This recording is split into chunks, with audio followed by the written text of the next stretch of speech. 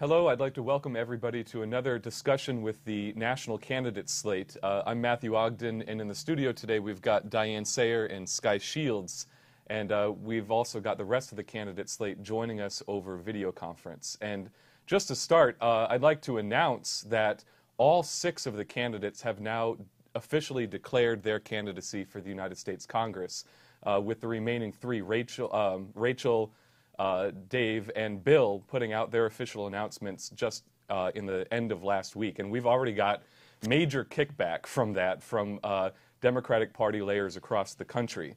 And it's a dramatic situation. I mean, we've got a virtual revolution in Greece right now. We've got Obama now exposed as having a newfound alliance with al-Qaeda in Syria. And you've got an escalation against Putin in Russia with virtual death threats coming out against him in the mainstream press. And the point is the timetable towards war is escalating very rapidly, I think, as Helga LaRouche laid out very clearly in her international webcast this weekend. But just to start the discussion, I think to take up where Lyndon LaRouche left off on the Alex Jones interview last Friday, where he identified the determining question in this war that we're engaged in right now, the mentality of the American population and the utter lack of morality that we've now gained from 3 generations of degeneration. Yeah, it's clear that right now we're the only thing that's on the scene politically. Mr. LaRouche has been making this very clear in recent discussions. The Democratic Party has completely bowed out of the fight. They've refused to actually take up their responsibilities. The entirety of the Congress has refused to take up the responsibilities in the face of the insane threat represented by Obama. And this leaves nobody but us. The reason for this, though, is a very important one to address. Mr. LaRouche has been bringing this up in recent discussions with amongst ourselves here in the movement over the last few days.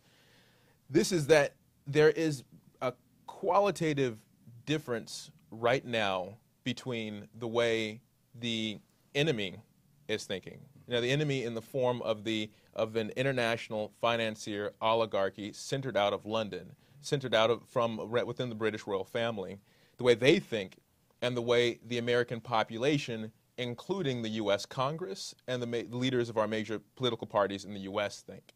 And the difference is the difference that characterizes the thought process between something that is in the bare minimum of human, even if in an evil form, and something that doesn't express that humanity at all.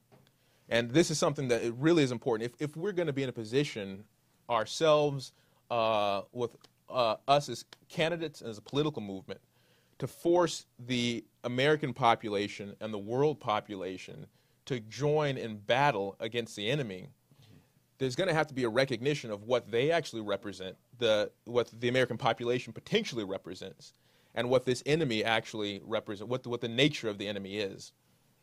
And this gets into something that's very fundamental about the self-conception of the human individual as opposed to the animals. Now, what we've been discussing in recently on both in this setting here with Mr. LaRouche himself and then in our regular weekly reports on Wednesdays is that you've got a very distinct character between human processes and animal processes. Animal processes are localized in time. That you've got with an animal process, there's a reason that animal systems are punctuated by these regular extinction events, which is that animals have no capability themselves to view their processes from the top down and reorganize themselves. They can't do that willfully. Human beings can. This is exactly the quality of the human individual that the oligarchy has always sought to suppress, that the British Empire has always sought to suppress, and empire in all of its forms has always sought to suppress. This is the actual goal of empire always, is to destroy that character of the human species. Mm-hmm. Now, what that's involved in the recent period with the U.S. population and the world population has been imposing a very debased sense of self on the population. This is reducing mankind through the rock, drug, sex counterculture to a self-conception that's lower than that of the animals. It's important because you get a lot of people right now who say, well, who are starting to recognize that there actually is an enemy. And they can realize, well, there is an enemy on Wall Street. There is an enemy that does not have their best interest in mind. And you saw this with some of the various protests that you've seen around the country. Right. But then in the same discussion, you get a series of fallacies. The major one that you hear expressed is that, well, somehow, the problem is corporate greed. That somehow the problem is that we're dealing with all of these evil people who want money or who want resources or who want some kind of goal, who want power even. Mm-hmm. Now, this shows you just how small-minded the American population, the world population has become, because this is not the actual enemy, as Lynn's been making clear in these discussions. In the last session, he made clear. The enemy, the British Empire, doesn't care about money. They don't care about power in the simple sense. They don't care about any of these issues.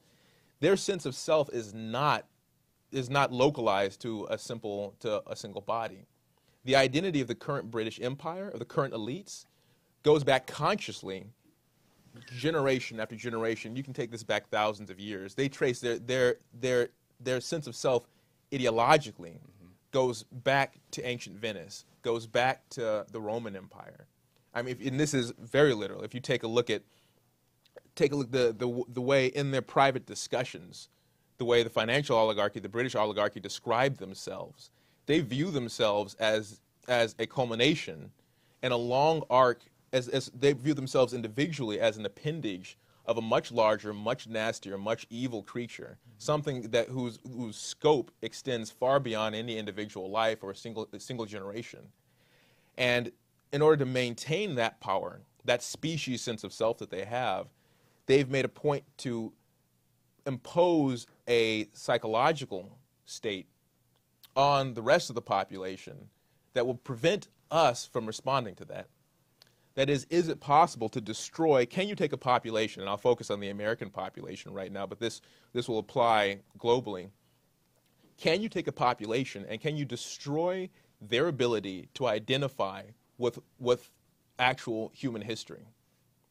Now, this is the equivalent of destroying, can you destroy the individual immortality of the human individual, which is only lies. If the human individual is incapable of identifying with the long arc of past history, incapable of identifying with the arc of future progress, then you are guaranteeing that you no longer have that immortal character of the human individual. That's been consciously imposed. As a result, the population right now is incapable of recognizing the actual intention of the enemy. Mm-hmm. This is why cannot people not conceive that you've got this drive for nuclear war, for a thermonuclear conflict. For the oligarchy, for the British Empire, this is the end game. They're not looking to try and grab a little bit of power here. They're not looking to grab a little bit of money.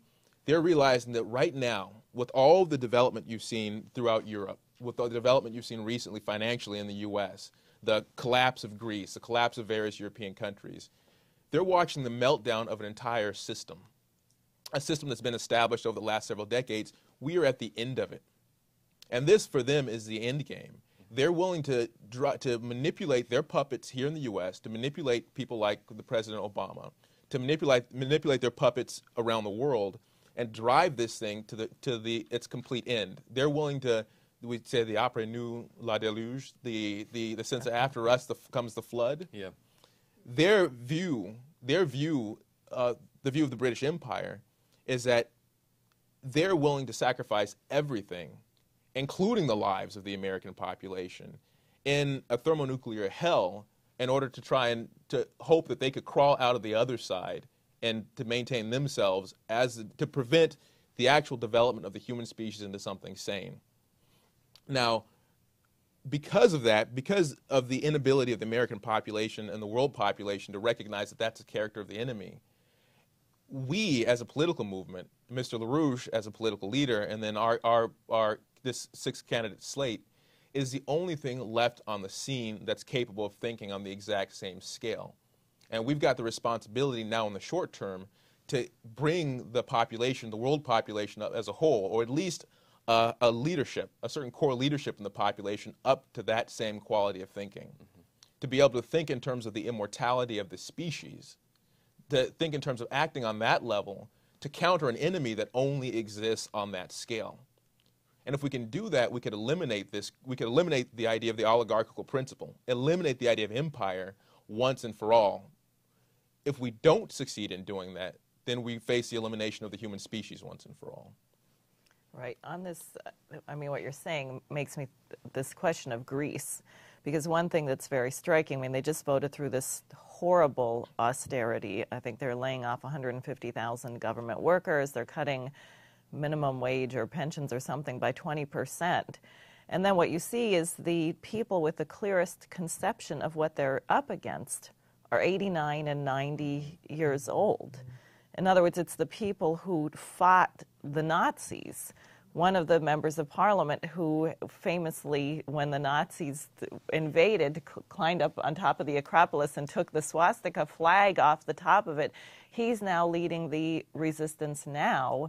And they're saying what is being done now under this austerity is worse than what was done by the Nazis. And I think this is a really important point for all of those squeamish, pathetic Democrats who objected when we put the mustache on Obama, because the issue and the metaphor was not what he has done, but what he will do in the face of an economic disintegration, that he is prepared to literally kill billions of people through a policy on behalf of his British Empire controllers. Which is exactly what you saw with the Nazis in their first incarnation. And that's Yes. This is no different than that.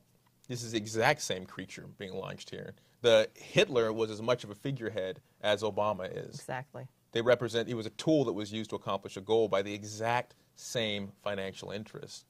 And this is something to get across to the American population and the world population. But you can say, these patriots in Greece recognize this. Right. They intuitively, people who've seen this intuitively recognize this is the exact same creature.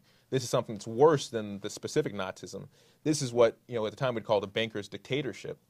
But this is the oligarchy. This is the financial oligarchy, the international financial oligarchy centered out of London. Yeah, well, wasn't it Hitler that said that his model for the concentration camps, he would have preferred to use the British policy that we see in Africa as well as India, of the open-air concentration camps, and that everything that you're seeing around this economic policy globally, which is coming here under the so-called globalization, whatever the names are, it's to reduce the living standards, destroy the population, and that's what we're seeing, this reaction in Greece. And I'd just like to bring up one thing, which is that this question that you started out with, Sky, which is that the British, although debased as all hell, they do have this conception of themselves as an immortal species in that way. And oftentimes you'll hear people address that the U.S. Constitution and our form of government is the longest standing right now, but it's often from the standpoint that it's going down, right? Instead of it should be, look, the reason this nation has survived, the reason that this nation continues to function is that it's based on a principle. And it's based on those principles that we see in the preamble, the general welfare, posterity, sovereignty, that these are the principles that is required for mankind to exist in a real way, not this animalistic version that will go extinct, as has been brought up a number of times. So just to get that, we have to fight with the American people to say that's what the core is. This is what you represent as a nation, and that thinking in any terms less than that at this moment in time, and not fighting for that nation and the survival of those ideas, those fundamental ideas for mankind.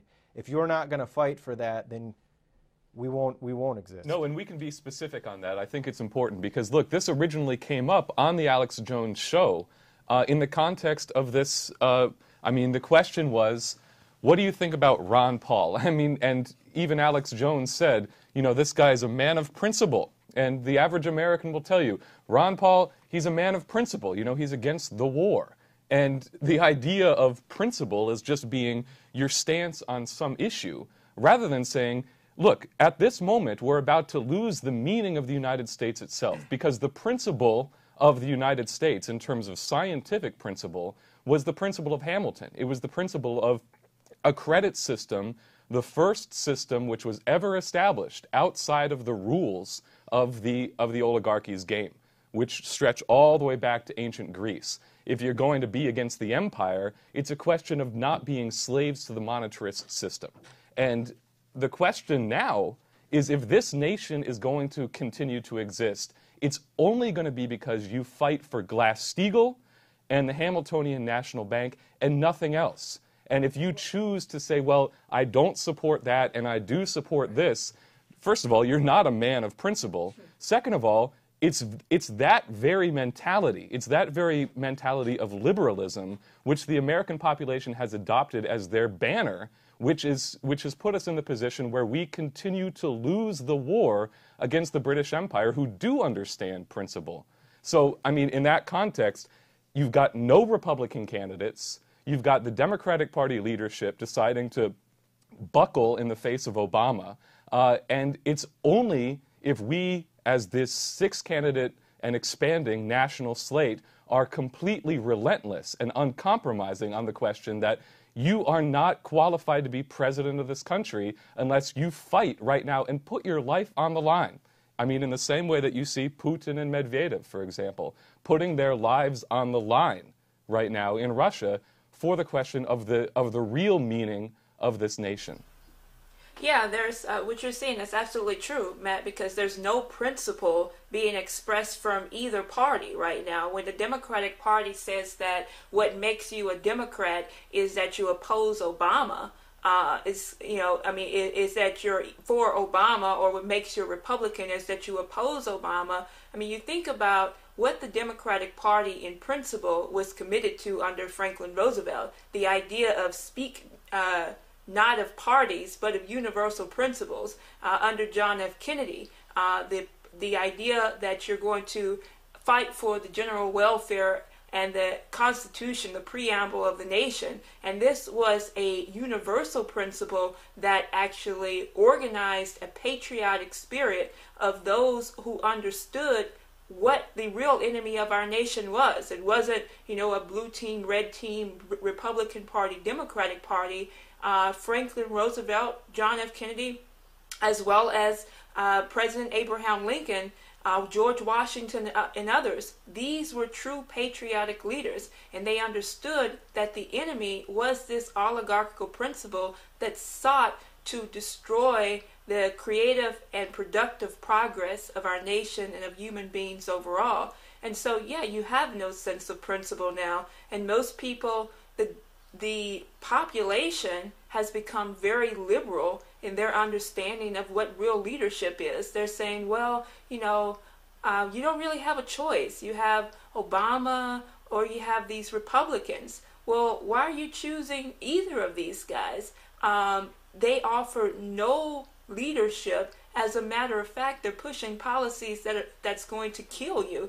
And the Republican, or should I say the Democratic Party, what they're doing right now is actually following behind Obama right off a cliff, because they are deciding to say, we're not going to act on principle, but we're going to go for what we think is most popular. And in the name of party unity, right? Yeah. We're at a time now when party unity should be synonymous with treason. I mean, yeah. And I think the response that you're getting from Democrats, so-called Democrats down in your area, is exemplary of exactly that kind of pathological cowardice.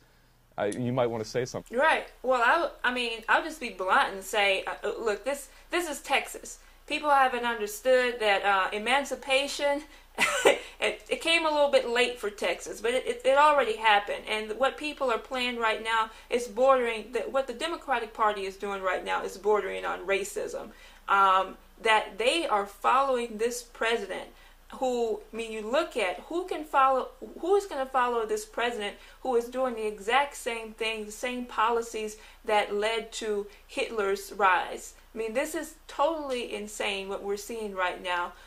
You have what the Democratic Party is doing in terms of their kickbacks against my campaign and against our national slate overall. You actually have a Stop Keisha campaign that's going on right now because they know they have nothing to offer. These guys are scared out of their minds, but I mean, they're acting in an interest of not Obama, but of an oligarchy, because they don't really understand what the real enemy is and who they're actually fighting. And you look at the situation right now where, as we've stated here, the whole system's coming down. We're headed toward hyperinflation, and Obama has no chance at all. And not only that, everything that the population despises and absolutely Obama and these Republican Party candidates, and they see no leadership coming. And so their only option right now is to drive kickback campaigns against what we're doing in providing real leadership. And the Well, I was just saying, Keisha, it is a kickback campaign because it's going to kick back in their face, because as things go on, they're going to be it'll be seen as a campaign for you, because they'll be out there saying Keisha Rogers wants Obama out, and eventually people are going to be like, all right, who is this woman? I'm voting for her. So it will kick back on them. I think an important point to raise, just the combination, I know Rachel probably going to say something on this because she's also being attacked in this process, is that this is coming at the exact same time that you have the death threats coming out against Putin. You have a call for regime change in Russia, a call for regime change in China. And I think what we discussed last time in this discussion was that there are no issues. And this is something you just brought up, Matt. There's no issues. There's the issue. And that issue is this collapse of this oligarchical system in its present form, which is the British Empire. So everything that's happening now, even though the person you run into and you talk to, and some of the people who will be listening to this here, when they do hear us say something like there is a power outside of us that's controlling things, they dichotomize everything, which is why they'll go from saying, I agree with you, there's a power above us, but then Europe's collapsing because they had too much government or something like that. People don't get the connection of an overall collapse of the system, which is driving us to war. And anything that's an impediment to the thermonuclear war crisis that we're looking at now is being attacked. And that's why they have the death threats against Putin. They have the death threats coming out, or overthrow regime in China and other places. And this is what you just saw, Rachel, with this attack that came at you from the Democratic Party, which is trying desperately to hold on to their Obama.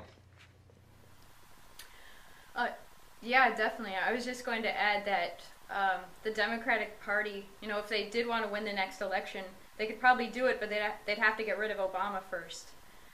But what we've been finding in our organizing in the field and in the Democratic Party, events that I've been going to lately, is that if you speak boldly and assertively, that's how you can cut through this stuff.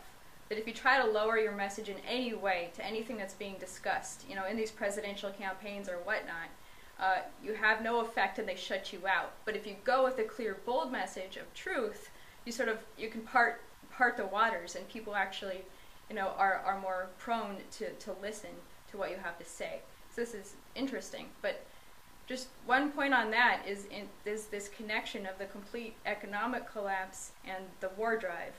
Because as we began discussing with the two issues of, one, the Greek collapse, and two, Obama's new ally, Al-Qaeda, is that you're seeing that Obama is directly associated with every complete collapse going on the planet right now.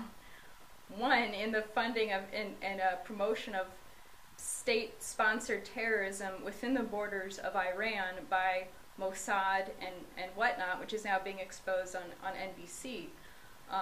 But also the fact that Obama is now joined with Al-Qaeda in calling for the overthrow of Assad.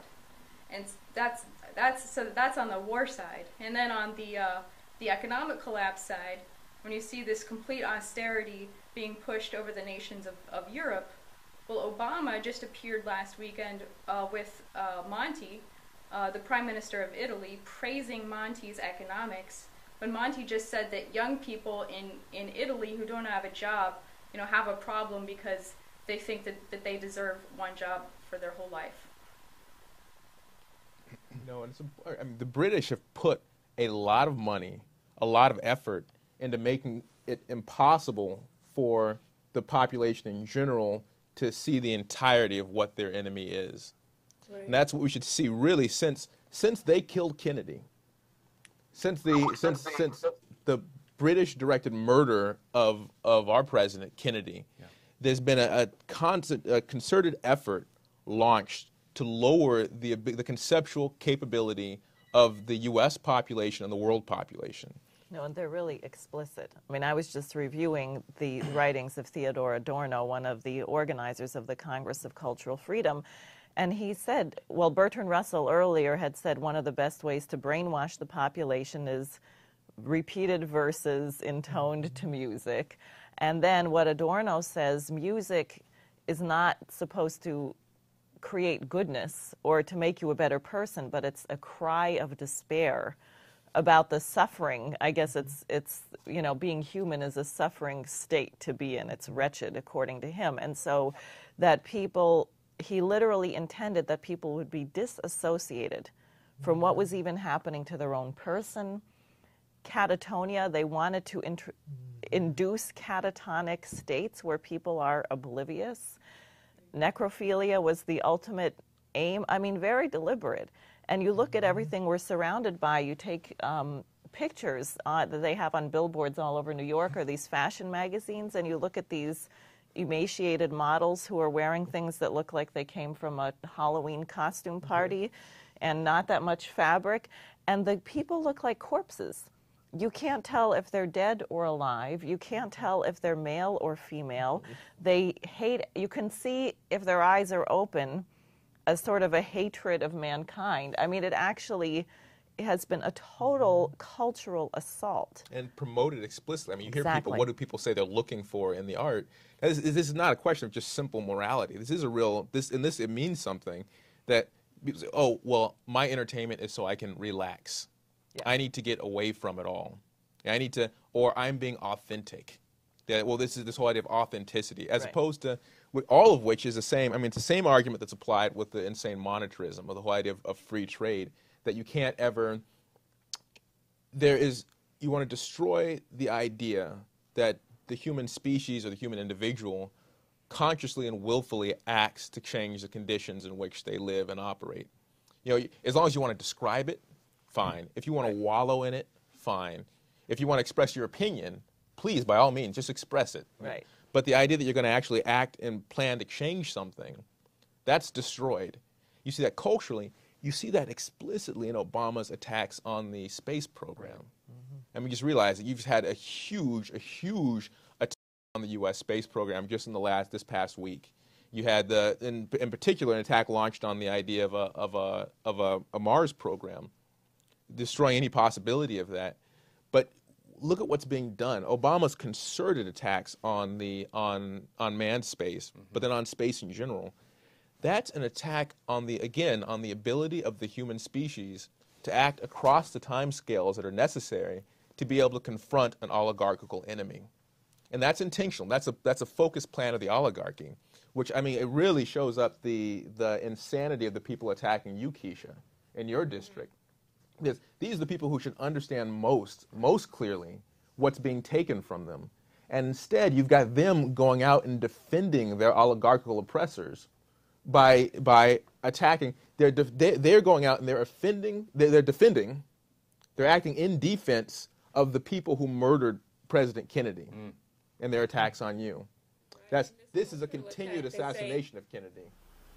This cultural attack is very important because I mean, it demoralizes the population, and that's what's been done since the assassination of Kennedy. And you have people, the idea that they have of their human self-conception is not what's truthful, but how does it make you feel? You know, how do people feel about things? And how do you feel about the space program? How do you feel about what's going on? Not, do you understand that this is an attack on your human identity and what this actually means for the setback of mankind and the species as a whole? I mean, this is not just, we can't afford it anymore, don't you see the budget problems or the monetary problems, or it doesn't really work like it used to, that was Kennedy's days, this is today. And you don't have a mission in the population any longer, because that's what's been ingrained, that people have no sense of mission, no sense of a real science driver, and what the next leap for mankind has to be for the human species to be able to not even just sustain a certain baseline of development, but to actually go far beyond that. And the only way you're going to do that, and most sane thinking Americans and patriots, scientific leaders, know that we have to go to the moon. We have to colonize the moon. We have to colonize Mars. It's not an option. It's not something about what's your feeling state about it. This is what is the necessary step for mankind's development. Yeah, I think in particular this idea that Mr. LaRouche developed of how the British monarchy does have a certain peculiar type of morality struck me.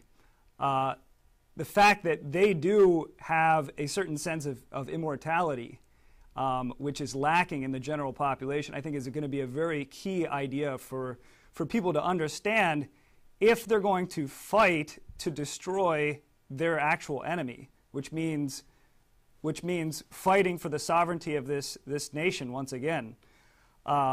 Because it is the case that the British Empire does not embody the same type of liberalism that they've given to the culture. I mean, there's this.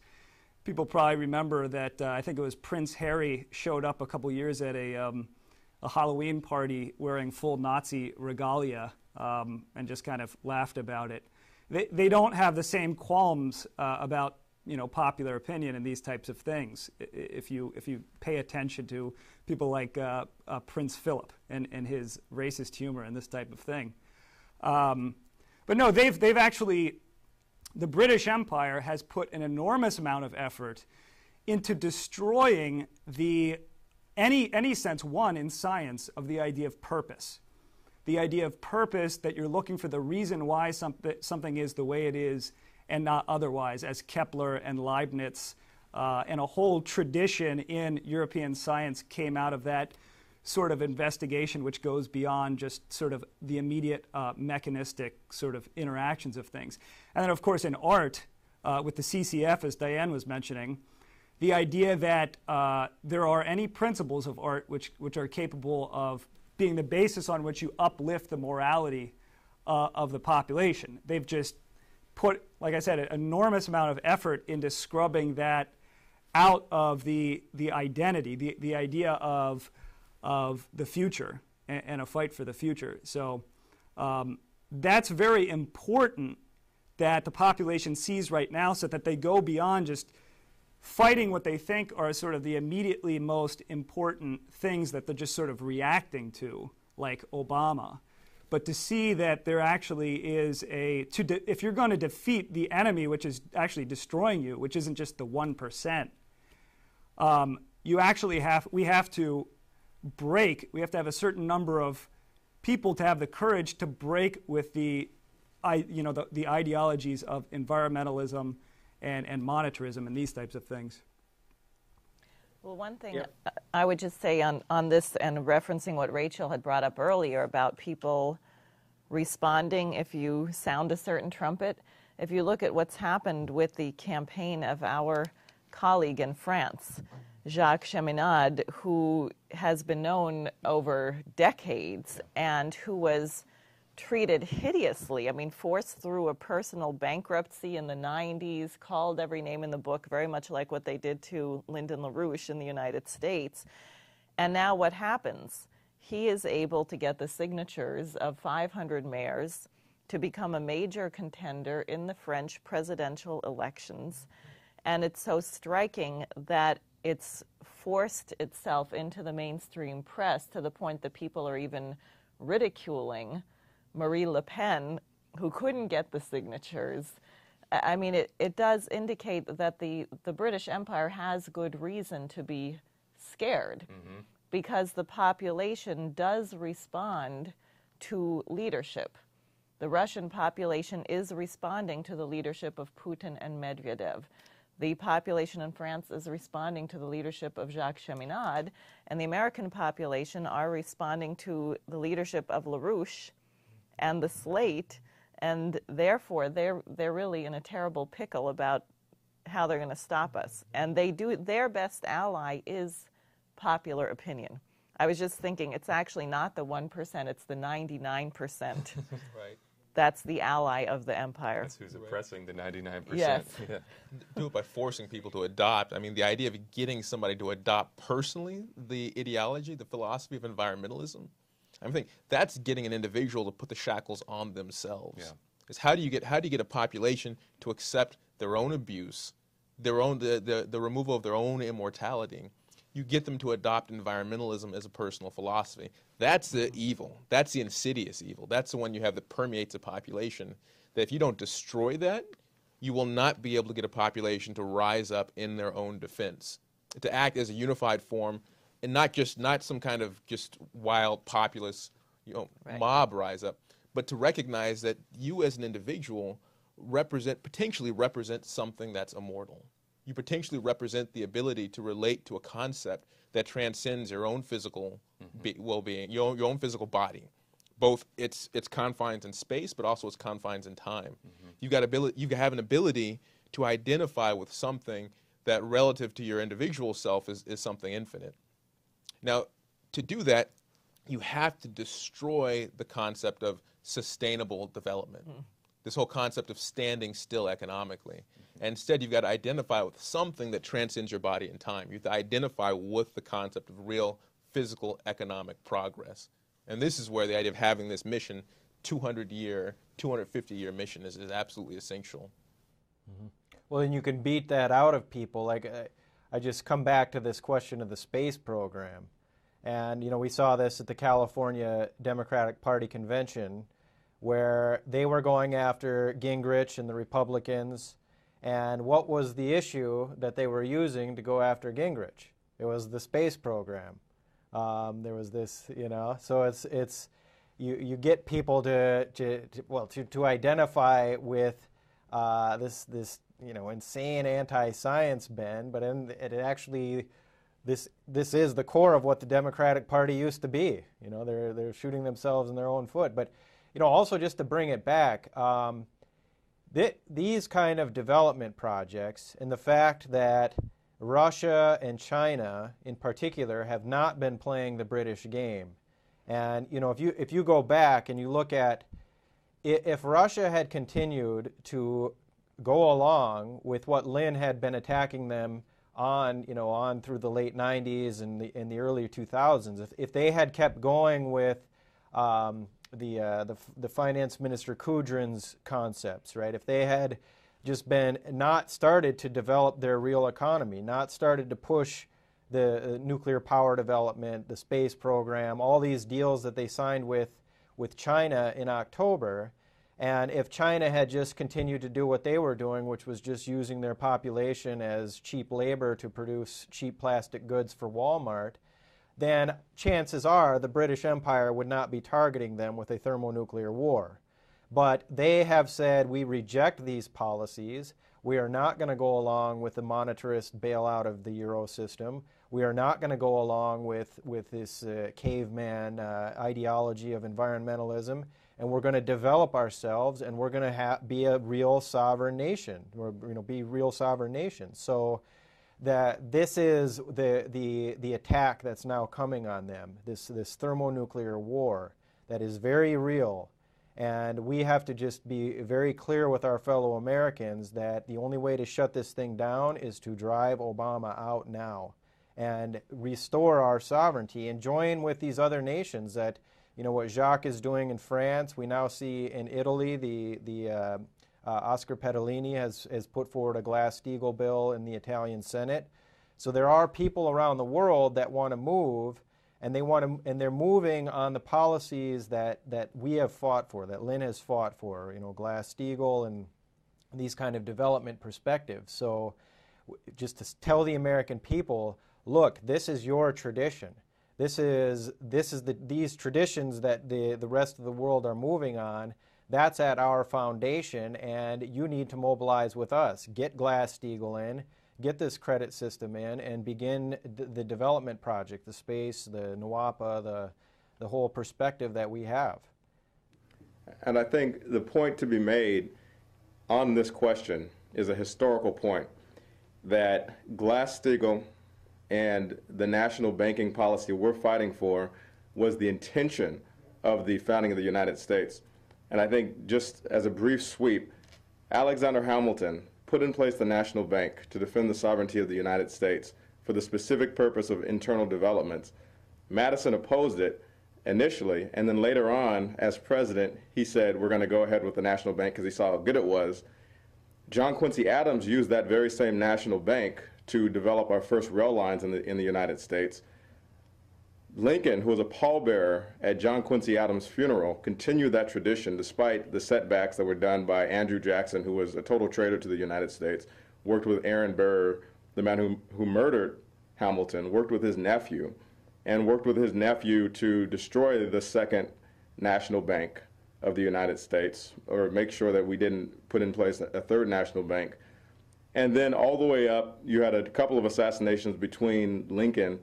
Garfield was assassinated, McKinley was assassinated, and then you really didn't get a return to a national banking type of policy, which was federal credit specific for development, until you got to Franklin Delano Roosevelt.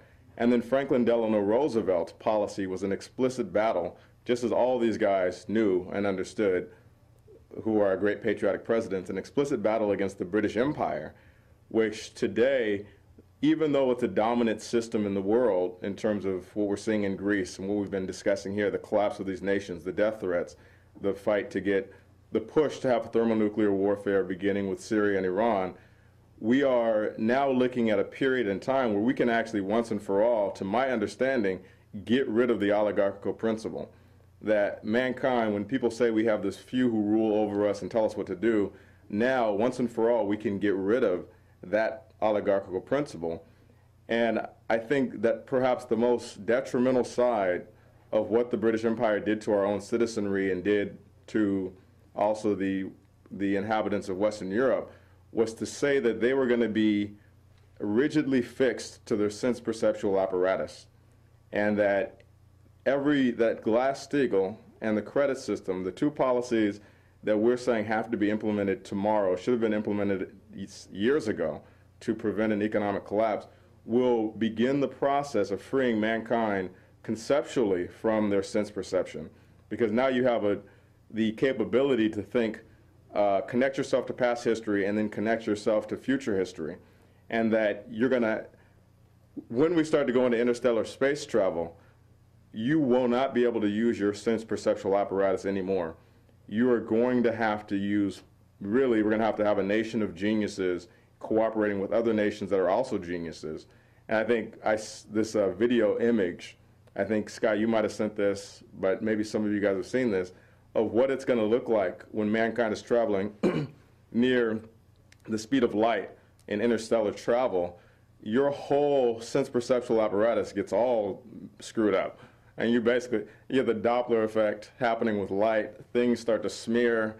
You just can't, nothing that we use today will be able to work any longer.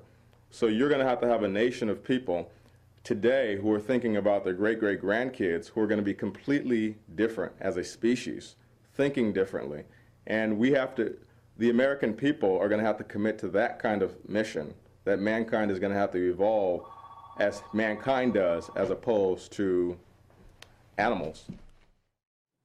No, that's important. I mean, that draws the battle lines right there, because anybody who refuses to endorse Glass-Steagall is refusing to take on the oligarchy, refusing to take on the oligarchical principle. Anybody who's refusing to endorse and immediately implement a credit system has no sense of personal responsibility for the future of the human species. Anybody who does not endorse that is denying their personal responsibility for the human species. And anybody who refuses to eliminate Obama is not serious about delivering a blow to the British Empire right here in the here and now. And that gives you a very clear line across which you either stand on the right side, you stand on the side of humanity, or you stand on the side of the oligarchy. Yeah, and I think to emphasize the point, with what's happening in Europe, none of this stuff is going to be able to be put back in the box. I mean, you don't have some sort of process where, you can just reverse what's happened in Athens. You can't put the Jacques Cheminade thing away. The Glass-Steagall thing is exploding in terms of a popular movement in Italy for what it is. And that's the timeline that's accelerating the drive for war. I mean, it's been identified repeatedly by LaRouche ever since the death of Gaddafi. We were intended to already be in that war.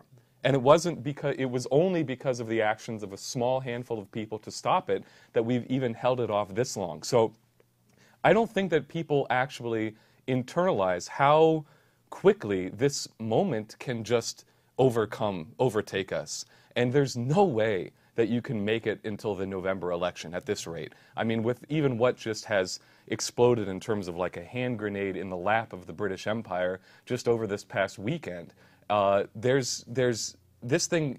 I mean, you want to talk about months, talk about weeks or maybe even days. At this kind of moment, I think, as you were saying, it's pure endgame. It's not just sort of like, can we just kind of navigate this strategically to sort of as a politics kind of thing. Anybody who's thinking in those terms is going to get themselves killed, and they're going to probably risk the death of the vast majority of the human species. Yeah, I think that we have to have that kind of courage, that we know that we're putting our lives on the line. Anybody who decides to join us in this fight is going to put their lives on the line for a much higher principle. And that's a good thing, because these guys, I guarantee you, if they knew, if they have an inkling of how beautiful of a future we could have if we won, then they're going to fight tooth and nail to make sure that they can stop us. However, we're smarter than they are, and this is the point that's repeatedly put out. We actually have a closer connection to real science than the oligarchy does, and that puts us in a good position. Yeah, and I think it goes back to this principle that if the American people and those who were on the opposite side of the oligarchy had as much passion about fighting for their human interest, as Mr. LaRouche has made clear, and for the interest of the progress of mankind, and if people didn't get caught into the popular opinion and liberal views, then we can actually win this war against this oligarchy, because that is the ultimate aim, is to actually give mankind the type of future and direction in which it is intended for the types of scientific upshifts and development for human progress which is necessary, which identifies the true beauty of our human nature, human existence. And I mean, the population, this is their chance to participate in that beautiful expression of what it means to be a human being. If they organize with us, the fact that we now have our entire national slate that's now filed, that's out there on the grounds waging war against this British Empire, this is the revolution and the true renaissance in the making. And I think we're well on the way to making that a reality and accomplishing that principle. Yeah, well, as a presidency, right? It's useful to note that some of the last two presidential candidates, McCain and John Kerry, have been the worst on this question of this war drive, of just playing into the British hand, playing into Obama's hands, and refusing to fight. So this, as a presidency, is we recruit the nation to say this is what the presidency should be. This is and we will intervene to shape the presidential policy. We are shaping the president's, what the presidency should be. And that this is, and just to make this point that the mass strike is there. It's waiting. It's been flowing into these different elements, looking for something. It flows into the Tea Party and says, no, that's being bought out as well. Flows into Occupy Wall Street, says, no, they're just sitting around doing nothing. It's looking for something, and as Lynn had said a while back, you need a revolutionary core upon which you can assemble it. So this is what we're doing, and what it is to find the Americans who want to think and who have this deeper conception of morality that is based on these universal principles that we've been around for 236 years or 235 years, and we should be around forever based on these principles, and that this is what our identity is. And if we have some people that can think and be intelligent, we can eliminate this British oligarchy because, frankly, just to make the point on this, they have been inbreeding for centuries. They are beginning to lose what minds they did have. If we just have some people that can think, we got it.